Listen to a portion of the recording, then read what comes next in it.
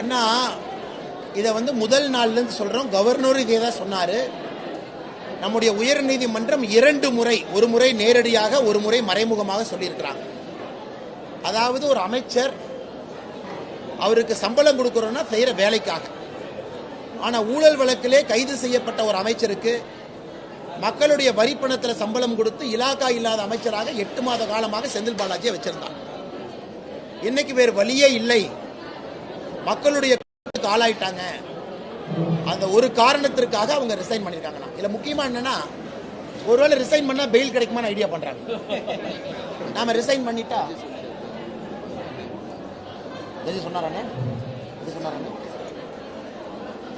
நம்ம பால்கனராஜன் அவர் கோர்ட்ல இருக்கும் பொழுது, இந்த நீதிமன்றத்தில் இந்த ஆர்கியூமெண்ட் நடக்கும் பொழுது பால்கனராஜன் சொல்றது, செந்தில் பாலாஜி அவர்கள் அமைச்சர் பொறுப்புலேருந்து ரிசைன் பண்ணிட்டு அதுக்கப்புறம் பெயிலை பற்றி பார்க்கலான்னு உள்ள நீதிமன்றத்தில் அப்படிதான் ஆர்கியூமெண்ட்டே போச்சு.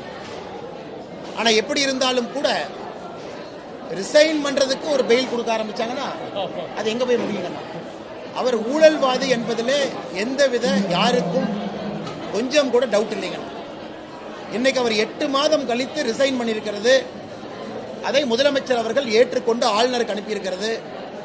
ஆளுநர் அவர்கள் அதை ஏற்றுக்கொண்டு அமைச்சரவை கவுன்சில் ஆஃப் மினிஸ்டர்ஸ் இருந்து நீக்கி இருப்பது பாரதிய ஜனதா கட்சி முதல் நாளிலிருந்து என்ன சொல்லுகின்றோமோ எங்களுக்கு கிடைத்த வெற்றியாக பார்க்கின்றோம்.